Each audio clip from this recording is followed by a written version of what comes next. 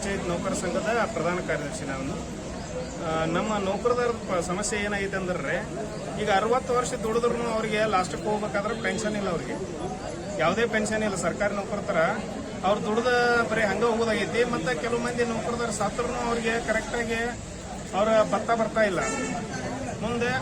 ಈಗ 20 ವರ್ಷದಿಂದ ಕೆಲಸ ಮಾಡ್ತಾ ಇರ್ತಕ್ಕಂಥ ನೌಕರದಾರಿಗೆ ಏನಾಗೈತೆ ಅಂದ್ರೆ, ಈಗ ನಿನ್ನೆ ಮನೆ ಬಂದವ್ರಿಗೇನು ಅಷ್ಟೇ ಪೇಮೆಂಟ್, ಮನೆ ಬಂದವ್ರಿಗೆ ಅಷ್ಟೇ ಪೇಮೆಂಟ್. ಅದೇ ಸೇವಾ ಹಿರಿತನ ಮಾಡಿದ್ರೆ ಇದು ಸರ್ಕಾರಕ್ಕೆ ಒಂದು ಒಳ್ಳೆ ಇದು ಆಗ್ತತಿ.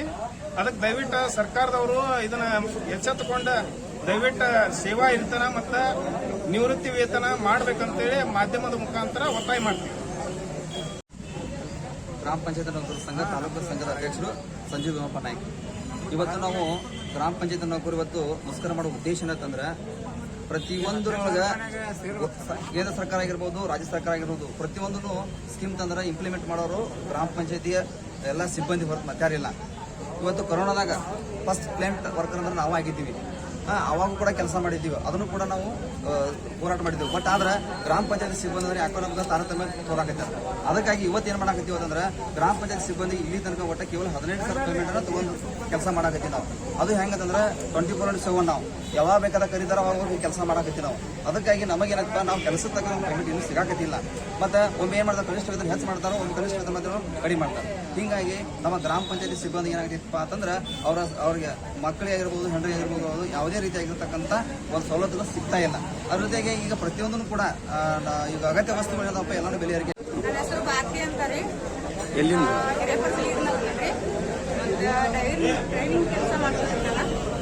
ಮತ್ತೆ ನಮ್ಗೆ ಒಂದು ಸ್ವಲ್ಪ ತೊಂದರೆ ಐತಿ. ಪಗಾರ ಫ್ರೀ ಒಂದೊಂದು ಕಡೆ ಕೆಲಸ ಹಚ್ಚಾರ, ಒಂದು ಕಡೆ ಹಚ್ಚಿಲ್ರಿ.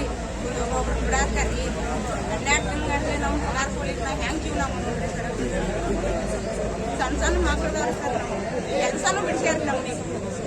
ಈಗ 10-15 ದಿನ ಆತ್ರಿ ಅದಕ್ಕೆ ಕೆಲ್ಸಕ್ಕೆ ಹೋಗಿ ಒಂದೊಂದು ಊರಾಗ ಗಾಡಿ ಕೊಟ್ಟಿದ್ವಿ.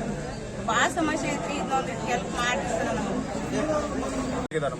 ಕರ್ನಾಟಕ ಕಾರ್ಮಿಕ ವಿರೋಧಿ 4 ಲೇಬರ್ ಕೋಡ್ಗಳನ್ನು ಜಾರಿ ವಿರೋಧಿಸಿ ಕರಡು ಅಧಿಸೂಚನೆಯಲ್ಲಿ 31,000 ನಿಗದಿಪಡಿಸಿದ ಅಂತಿಮಗೊಳಿಸಬೇಕು. ಪಿಂಚಣಿ, ಸೇವಾ ಹಿರಿತನ, ಭತ್ತ ಹೆಚ್ಚಳ, ಪಂಚಾಯತಿಗೆ ಒಂದು SDA ಹಾಗೂ 2ನೇ ಹೆಚ್ಚುವರಿ DO ಮತ್ತು ಆರೋಗ್ಯ ವಿಮೆ, ಸ್ವಚ್ಛ ವಾಹಿನಿಯಲ್ಲಿ ಒಡಂಬಡಿಕೆ ರದ್ದು ತರಬೇತಿ ಪಡೆದ ಎಲ್ಲರಿಗೂ ಕಡ್ಡಾಯ ಕೆಲಸ 7,000 ನೀಡಬೇಕು. ಸಿಂಗಲ್ ಚಾಲಕರನ್ನು ಪರಿಗಣಿಸಿ 15,000 ಗೌರವಧನ ನೀಡಬೇಕು. ಅದೇ ತರನಾಗಿ ಸರ್ಕಾರದಲ್ಲಿ ಹೆಂಗಿದೆ ಅಂತ ಸರ್, ಇವಾಗ ಎಲ್ಲದಕ್ಕೂ ದುಡ್ಡಿದೆ, ಬಟ್ ಗ್ರಾಪಂ ಸಿಬ್ಬಂದಿಗಳು ದುಡ್ಡಿಲ್ಲ ಕೊಡಕ್ಕೆ. ಅವ್ರ ರಾಜಕಾರಣಿಗಳಿಗೆ ಏನಾಗಿದೆ ಸರ್, ದಿನದಿಂದ ದಿನಕ್ಕೆ ಅವರು ಭತ್ತ ಹೆಚ್ಚಳ ಆಗತ್ತೆ, ಅದಕ್ಕೆ ದುಡ್ಡು ಇರುತ್ತೆ ಸರ್ಕಾರದಲ್ಲಿ, ಬಟ್ ನಮ್ಗೆ ದುಡ್ದಂತ ಗ್ರಾಪಂ ಸಿಬ್ಬಂದಿಗಳು ದುಡ್ಡಿಲ್ಲ. ಹೀಗಾದ್ರೆ ಹೇಗೆ? ಈ ಮಾಧ್ಯಮ ಪ್ರತಿನಿಧಿಗಳ ಮೂಲಕ ಒಂದು ತಿಳಿಸುವುದೇನೆಂದ್ರೆ, ಇದರಿಂದ ನಿಮ್ಮ ಅವರಿಗೆ ರಾಜಕಾರಣಿಗಳಿಗೆ ತಿಳಿಸಿರಿ, ನಮ್ಗೆ ಗ್ರಾಪಂ ಸಿಬ್ಬಂದಿಗೆ ಅನುಕೂಲ ಆಗಲಿ ಅಂತ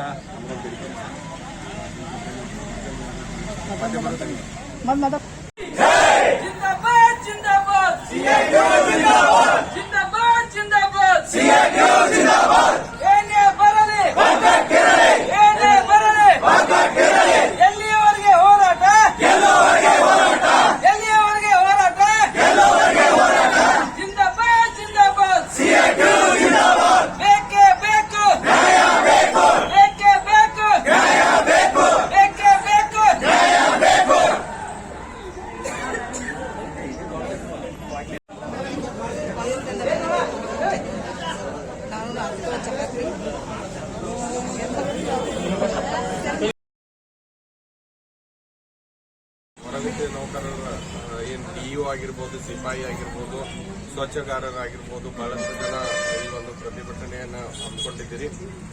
ಅವರು ಒಂದು 5 ಬೇಡಿಕೆಗಳನ್ನು ಇಲ್ಲಿ ಸಲ್ಲಿಸಿದ್ದಾರೆ.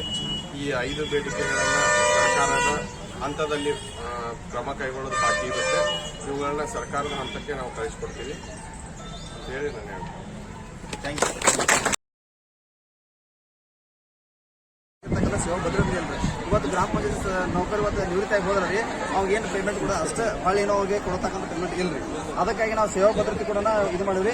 ಪಿಂಚಣಿ ಮತ್ತು ಸೇವಾ ಭದ್ರತೆ ಹಾಗೂ ಕರಡು ಅಧಿಸೂಚನೆಯಲ್ಲಿ 30,000 ಬರ್ಬೇಕಂತ ಸರ್ಕಾರ ಇದು ಕೋರ್ಟ್ ಆದೇಶ ಮಾಡಿದ್ರು ಕೂಡ ಕೊಡಾಕ್ತಾ ಇದ್ರಿ. ಆಮೇಲೆ ರೀ ಸ್ವಚ್ಛ ವಾಹಿನಿ ಒಡಂಬಡಿಕೆ ರದ್ದುಪಡಿಸಿರಿ. ಅವರಿಗೆ ಎಲ್ಲರಿಗೆ ತರಬೇತಿ ಪಡೆದ ಎಲ್ಲರಿಗೆ 7,500 ಗೌರವ ನೀಡಬೇಕು. ಆಮೇಲೆ ಸಿಂಗಲ್ ಚಾಲಕರನ್ನ ಪರಿಗಣಿಸಿ 15,000 ರೂಪಾಯಿ ಗೌರವ ನೀಡಬೇಕಂತ ಒತ್ತಾಯಿಸ್ತಾರೆ. ಅದ್ರ ಜೊತೆಗೆ ಗ್ರಾಮ ಪಂಚಾಯತ್ ನೌಕರರಿಗೆ ಸರ್ಕಾರ ಮಟ್ಟದಾಗ ಏನಾಗೈತೆ ಅಂದ್ರೆ ಭಾಳ ಇದು ಮಾಡಂತ ಬಿಸಿನೆಸ್ ಆಗಿದ್ದಾರೆ. ಯಾಕಂತಂದ್ರೆ ಇವತ್ತು ಮುಂಜಾನೆ 6 ಗಂಟೆ ಹಿಡ್ಕೊಂಡು ಸಾಯಂಕಾಲ 5 ಗಂಟೆ 5:30 ತನಕ ನಾವು ಕೆಲಸ ಮಾಡ್ತೀವಿ. ಮುಂಜಾನೆ 6 ಗಂಟೆಗೆ ಎದ್ದು ಸ್ವಚ್ಛಗಾರ ಗಡ್ರ ಒಯ್ತಾನ್ರಿ, ವಾಟರ್ ಮ್ಯಾನ್ ನೀರು ಬಿಡ್ತಾನ್ರಿ, ಆಮೇಲೆ ಬಿಲ್ ಕಲೆಕ್ಟರ್ ಹೋಗಿ ವಸೂಲಿ ಮಾಡ್ತಾನ್ರಿ, ಆಮೇಲೆ ಸಿಪಾಯಿ ಬಂದಂತ ಅಧಿಕಾರಿಗಳಿಗೆ ವ್ಯವಸ್ಥೆ ಮಾಡ್ತಾನ್ರಿ, ಆಮೇಲೆ ಡಿಒರಿ 24 ತಾಸು ಕೆಲಸ ಮಾಡ್ತಾನ್ರಿ. ಪ್ರತಿಯೊಂದನು ರಾಜ್ಯ ಸರ್ಕಾರ ಆಗಿರ್ಬೋದು, ಕೇಂದ್ರ ಸರ್ಕಾರ ಆಗಿರ್ಬೋದು, ಎಲ್ಲಾನು ಏನು ಇಂಪ್ಲಿಮೆಂಟ್ ಕೆಲಸ ಕಳಿಸ್ತಾರ ಎಲ್ಲಾನು ಇಂಪ್ಲಿಮೆಂಟ್ ಮಾಡೋರು ಗ್ರಾಮ ಪಂಚಾಯತ್ ನೌಕರು. 2021 ಕರೋನಾ ಬಂದಾಗ್ರಿ ಫಸ್ಟ್ ಫ್ರಂಟ್ ವರ್ಕರ್ಸ್ ಆಗಿ ನಾವು ಇದ್ದೀವಿ, ಗ್ರಾಮ ಪಂಚಾಯತ್ ನೌಕರು ಇದ್ದೀವಿ. ಆದ್ರೆ ನಮಗೆ ಅವಾಗ ಯಾರೇ ತಿಳ್ಕೊಂಡು ಕೂಡ ಏನೇ ಯಾವುದೇ ಸೌಲಭ್ಯ ಸಿಗಲಿಲ್ಲ ಅವ್ರು. ಅದಕ್ಕಾಗಿ ನಾವು ಇದು ಸರ್ಕಾರಕ್ಕೆ ಏನು ಒತ್ತಾಯ ಮಾಡ್ತೀವಿ ಅಂತಂದ್ರೆ ಗ್ರಾಮ ಪಂಚಾಯತ್ ನೌಕರರಿಗೆ ಕನಿಷ್ಠ ವೇತನ ಕೊಡಬೇಕು.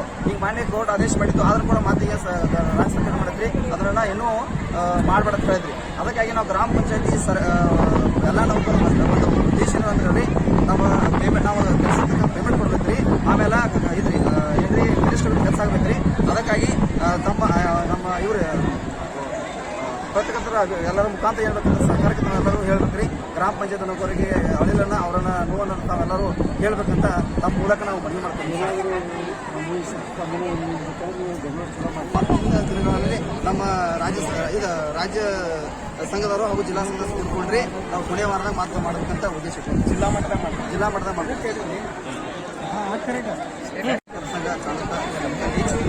ನಾನು ಅಧ್ಯಕ್ಷ ನಾಯಕ. ಇವತ್ತು ನಾವು ನಾಯಕರ ಉದ್ದೇಶ ಅಂತಂದ್ರೆ ಸರ್ಕಾರ ನಮ್ಗೆ ಏನು ಮಾಡಬೇಕಪ್ಪ ಅಂತಂದ್ರೆ ಕನಿಷ್ಠ ಜಾರಿ ಮಾಡ್ತಾರೆ. ಯಾಕಂದ್ರೆ ನಾವು ಇವತ್ತು 15,000 ರೂಪಾಯಿ ಇವತ್ತು ಕನಿಷ್ಠ ಕೂಡ ಜಾರಿ ಮಾಡ್ತಾರೆ.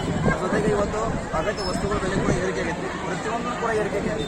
ಡೀಸೆಲ್ ಆಗಿರ್ಬೋದು, ಪೆಟ್ರೋಲ್ ಆಗಿರ್ಬೋದು, ಆಮೇಲೆ ಅಡಿಗೆ